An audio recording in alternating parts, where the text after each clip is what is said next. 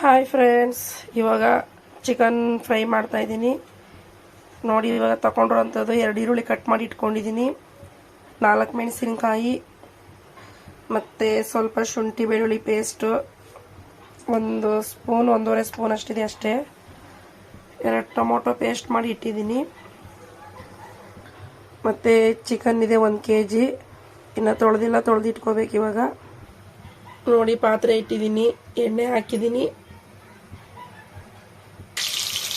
ನೋಡಿ. ಈರುಳ್ಳಿ ಮತ್ತು ಮೆಣಸಿನಕಾಯಿ ಹಾಕೊಂಡಿದ್ದೀನಿ. ಈರುಳ್ಳಿ ಮೆಣಸಿನಕಾಯಿ ಹಾಕೊಂಡಿದ್ದೀನಿ, ಚೆನ್ನಾಗಿ ಫ್ರೈ ಆಗಬೇಕದು ನೋಡಿ ಫ್ರೆಂಡ್ಸ್. ಚೆನ್ನಾಗಿ ಫ್ರೈ ಆಗ್ತಾ ಇದೆ, ನೀಟಾಗಿ ಫ್ರೈ ಆಗಬೇಕು. ಇದು ನನ್ನ ಸ್ಟೈಲ್, ಇದು ನಾನು ಇದೇ ಥರನೇ ಮಾಡೋದು ಫ್ರೈ, ಚಿಕನ್ ಫ್ರೈ. ನೀವು ಯಾವ ಥರ ಮಾಡ್ತೀರಾ ಗೊತ್ತಿಲ್ಲ, ನಮಗಿಂತಲೇ ಚೆನ್ನಾಗಿ ಮಾಡ್ಬೋದು. ಆದರೆ ನಾವು ಹಿಂಗೇನೆ ಮಾಡೋದು, ಸಿಂಪಲ್ಲಾಗಿ ಬೇಗ ಆಗುತ್ತೆ. ಎಲ್ಲ ಕಟ್ ಮಾಡಿ ಇಟ್ಕೊಂಡ್ಬಿಟ್ಟು ಪಟ ಪಟ ಅಂತ ಹಾಕಿ ಮಾಡಿಬಿಟ್ರೆ ಬೇಗ ಆಗೋಗುತ್ತೆ. ಯಾರನ್ನ ಗೆಸ್ಟ್ ಬಂದ್ರೂ ಬೇಗ ಮಾಡಾಕ್ಬಿಡ್ಬೋದು ನೋಡಿ. ನೀಟಾಗಿ ಫ್ರೈ ಆಗ್ತಿದೆ, ಇನ್ನೂ ಬ್ರೌನ್ ಬರಬೇಕದು, ಅಲ್ಲಿವರೆಗೂ ವೆಯ್ಟ್ ಮಾಡಬೇಕು ನೋಡಿ. ಇವಾಗ ಫ್ರೈ ಆಗಿದೆ. ಟೊಮೊಟೊ ಪೇಸ್ಟ್ ಮಾಡಿ ಇಟ್ಕೊಂಡಿದ್ದೆ, ಅದು ಹಾಕ್ತಾಯಿದ್ದೀನಿ. ಸಂಡೇ ಸ್ಪೆಷಲ್ ಇದೆ ಇವತ್ತು ನೋಡಿ. ಹಿಂಗೆ ಚೆನ್ನಾಗಿ ನೀಟಾಗಿ ಫ್ರೈ ಆಗಬೇಕಿದು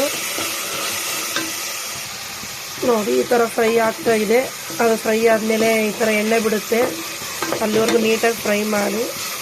1 kg ಇಲ್ಲ ಅಂದ್ಕೊಳ್ತೀನಿ, 3/4 kg ಇದೆ ಮೋಸ್ಟ್ಲಿ. 1 kg ಅಂದ್ಕೊಳ್ಳಿ, 1 kg ಆಗೋ ಥರನೇ ನಾನು ಕ್ವಾಂಟಿಟಿಯಲ್ಲಿ ಮಾಡ್ತಾ ಇರೋದು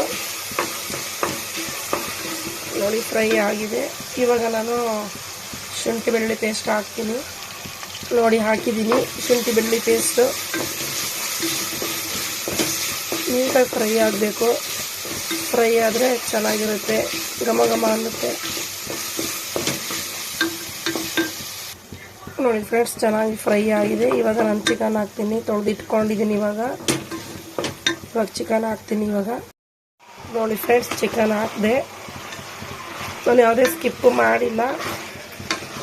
ಚಿಕನ್ ಹಾಕಿ ಸ್ವಲ್ಪ ಅರಿಶಿನ ಹಾಕಿದ್ದೀನಿ ಅಷ್ಟೇ, ಸಾಲ್ಟು ಕೂಡ ಹಾಕಿಲ್ಲ. ಒಂದು ಕಾಲ್ ಬಂದ್ಬಿಡ್ತು, ಹಂಗಾಗಿ ಅದು ರಿಸೀವ್ ಮಾಡಿದೆ, ಸ್ವಲ್ಪ ಇದಾಯಿತು ಅಷ್ಟೇ. ಆದರೆ ಯಾವುದೂ ಸ್ಕಿಪ್ ಮಾಡಿಲ್ಲ, ಹಾಗೆ ಕಂಟಿನ್ಯೂ ಮಾಡಿದ್ದೀನಿ. ಚಿಕನ್ ಒಂದು ಹಾಕಿದ್ದೀನಿ ಅಷ್ಟೇ, ಚಿಕನ್ನು ಮತ್ತು ಅರಿಶಿನ ನೋಡಿ. ಚೆನ್ನಾಗಿ ತಿರುಗಿಸ್ಬೇಕು ಈ ಥರ. ಇನ್ನು ಧನಿಯಾ ಪುಡಿ, ಖಾರದ ಪುಡಿ ಇನ್ನೂ ಏನೂ ಹಾಕಿಲ್ಲ, ಇನ್ನು ಸ್ವಲ್ಪ ಹೊತ್ತಾದ್ಮೇಲೆ ಹಾಕ್ತೀನಿ. ಸ್ವಲ್ಪ ಅದು ನೀರೆಲ್ಲ ಸ್ವಲ್ಪ ಡ್ರೈ ಆಗಲಿ, ಒಂದು 10 ನಿಮಿಷ ಆದರೂ ಬೇಕು ಡ್ರೈ ಆಗೋಕ್ಕೆ, ಅಲ್ಲಿವರೆಗೂ ಡ್ರೈ ಆಗ್ತಾ ಇರಲಿ ನೋಡಿ ಫ್ರೆಂಡ್ಸ್. ಇಷ್ಟು ಫ್ರೈ ಆಗಿದೆ. ಇವಾಗ ಚಿಲ್ಲಿ ಪೌಡರ್ ಹಾಕ್ಕೊಳ್ತಾ ಇದ್ದೀನಿ, ಖಾರದ ಪುಡಿ 1.5 ಸ್ಪೂನ್ ಹಾಕ್ಕೊಂಡಿದ್ದೀನಿ, ಮತ್ತು ಸ್ವಲ್ಪ ಧನಿಯಾ ಪುಡಿ ಹಾಕ್ಕೊಳ್ತಾ ಇದ್ದೀನಿ. ರೆಡಿಮೇಡ್ ಧನಿಯಾ ಇದು, ಇನ್ನೂ ಮಿಲ್ ಮಾಡಿಸ್ಬೇಕು. ಮತ್ತು ಗರಂ ಮಸಾಲ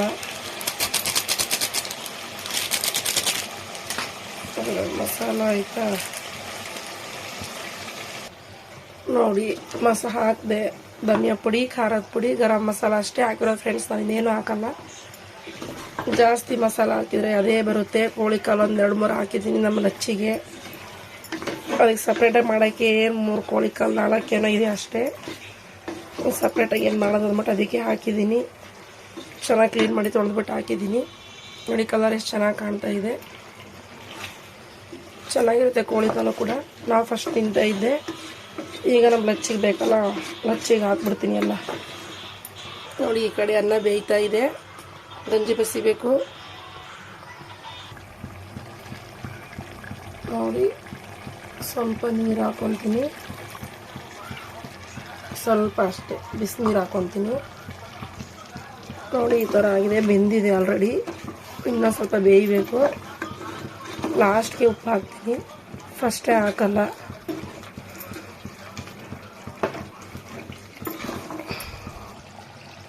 ನೋಡಿ ಫ್ರೆಂಡ್ಸ್. ಆಗಿದೆ.